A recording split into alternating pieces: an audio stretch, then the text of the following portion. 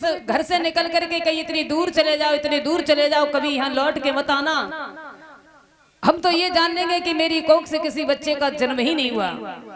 अगर तुम यहाँ रहोगे तो तुम्हारे पिताजी विवश होकर के वरुण देव के यज्ञ में तुम्हें चढ़ा देंगे और कोई माँ अपने पुत्र को मरते हुए देख नहीं सकती।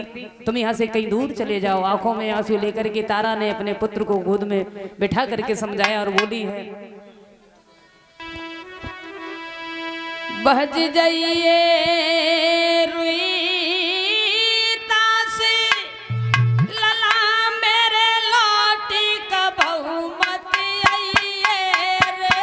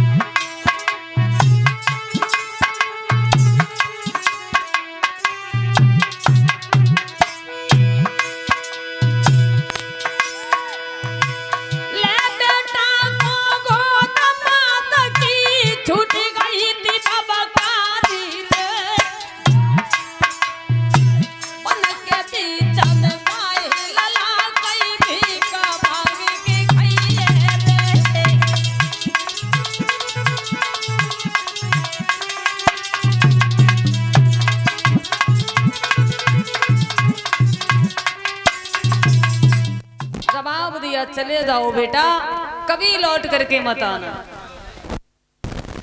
रोहितास रात के वक्त घर से निकल करके जंगल में चले गए। महाराज ने जब देखा कि मेरे घर में मेरा बेटा है नहीं, तो महाराज हरिश्चंद्र जी ने चारों दिशाओं में अपने पुत्र रोहितास को ढूंढा, हर जगह खोजा, लेकिन रोहितास का कहीं पता नहीं चला। इधर समय के अनुसार वरुण देवता इनके घर पर फिर आ गए और जवाब दिया, महाराज हरिश्चंद्र जी, आज हम तुम्हारे द्वार से निराश होके नहीं जाएंगे। तक कब से तुम बहाने बना रहे हो, आज तो तुम हमारे यज्ञ को करवाई दीजिए। अब बहाना नहीं चलेगा और ना ही कोई बहाना चला बनाना। हरिश्चंद्र जी सामने आए, जवाब दिया, माफ करना वरुण देव, आज 3 दिन हो गए मेरे घर में मेरा बेटा है नहीं। 3 दिन से हम अपने पुत्र को ढूंढ रहे हैं, रोहितास का कहीं पता नहीं चल रहा है। ऐसी कोई हमने जगह नहीं छोड़ी जहां मैंने अपने पुत्र को नहीं ढूंढा हो, लेकिन रोहितास का पता ही नहीं चला। वरुण देवता कहने लगे, हरिश्चंद्र अब तक तो बहाने बनाते रहे, कोई ना कोई बहाना करके हमें यहाँ से वापस करते रहे। आज जब तुम्हारा कोई बहाना बनाने का उपाय नहीं रहा, तब तुमने अपने बच्चे को हमसे छुपा दिया और छुपा करके ये कहते हो कि मेरा बेटा घर में नहीं है। इन दोनों में इतना विवाद बढ़ता चला गया, इतना विवाद बढ़ता चला गया कि इनमें युद्ध होने लगा। और वरुण देव और हरिश्चंद्र में जब युद्ध हुआ, तब हुआ ऐसा, अरे हरिश्चंद्र और वरुण देव में डट के भई लड़ाई।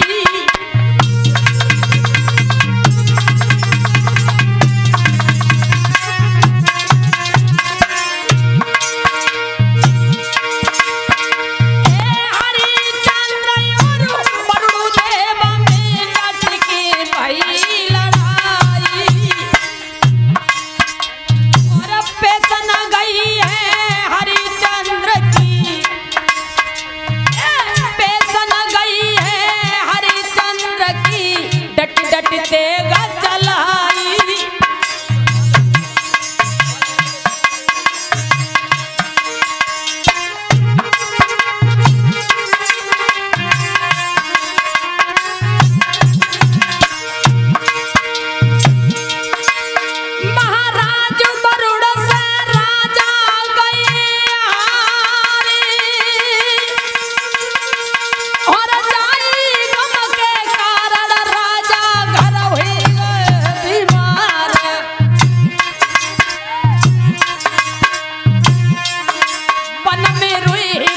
सने सुनी तो घर की सीध लगाई है।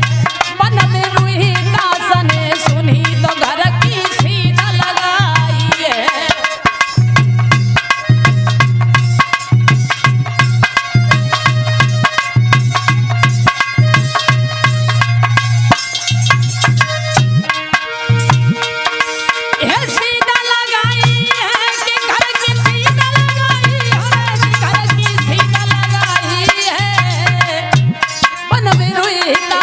सुनी तो घर की सीध लगाई है।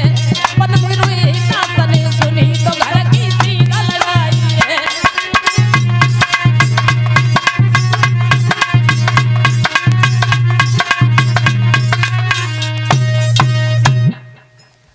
महाराज हरिश्चंद्र वरुण देव से युद्ध करते रहे और युद्ध करते करते वरुण देव ने हरिश्चंद्र को पराजित कर दिया, हरा दिया।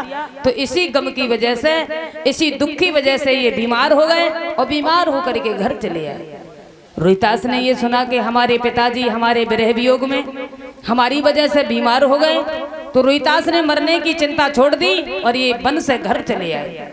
रोहितास जी जब घर आए हैं, श्री सुखदेव जी कहते हैं महाराज परीक्षित विश्वामित्र ब्राह्मण हरिश्चंद्र के द्वार पर आए। इन्होंने अपने वेद मंत्रों के द्वारा वरुण देव के यज्ञ को संपूर्ण कराया है। रोहितास को यज्ञ में चढ़ने से बचाया, उन्हें भी चढ़ने नहीं दिया और अपने वेद मंत्रों के द्वारा उनके यज्ञ को संपूर्ण कराया है। उसी दिन से महाराज हरिश्चंद्र बहुत बड़े दानी राजा हो गए। इनके द्वार पर जो व्यक्ति, जो दीन दुखी, जो संत महात्मा पहुंच जाता है, एक बार मुंह से निकाल देता है, वही महाराज हरिश्चंद्र जी खुश होकर के दे देते हैं। कोई निराश होकर के इनके द्वार से नहीं जाता है। इतने बड़े दानी राजा हो गए। एक दिन महाराज हरिश्चंद्र की नाम की ध्वजा तीनों लोकों में लहरा रही थी। हर व्यक्ति, हर एक दीन दुखी यही कहता था कि दानी राजा हो तो हरिश्चंद्र जैसा। तीनों लोकों में उनके नाम का डंका गूंज रहा था। एक बार ब्रह्मा जी की सभा में बैठे हुए विश्वामित्र और वशिष्ठ जी, तो विश्वामित्र से वशिष्ठ कहने लगे, हे विश्वामित्र, हमें अपने चेला हरिश्चंद्र पर बहुत बड़ा गर्व है, नाज है कि वो हमारा चेला है। वो इतना बड़ा दानी राजा है कि जिसके नाम की तारीफ तीनों लोकों में हो रही है। हर व्यक्ति कहता है कि दानी राजा हो तो हरिश्चंद्र जैसा, और मुझे खुशी प्रशंसा इसलिए कि वो मेरा शिष्य है। जब ये कहा तो विश्वामित्र जी कहने लगे, जवाब दिया है, वशिष्ठ तुम्हारा चेला इतना बड़ा दानी राजा नहीं है जितनी बड़ी आप तारीफ कर रहे हो, और हम तुम्हारे चेला से आज से परिचित नहीं है, बहुत पहले से परिचित हो। पहले तो ये दान करना जानते ही नहीं थे, बहुत बड़े कंजूस थे, अब थोड़ा बहुत दान करते। तुम इतनी बड़ी तारीफ कर रहे हो। हर चीज की मर्यादा और सीमा होती है, तुमने तो सारी सीमा को पार कर दिया। तो विश्वामित्र कहते हैं, देखो वशिष्ठ जी हमारी ओर देखो, मैं तुम्हें एक बात समझाऊं। क्या कि क्षति होता है, मृत्यु होता है, पर सीमा सबकी रहती है।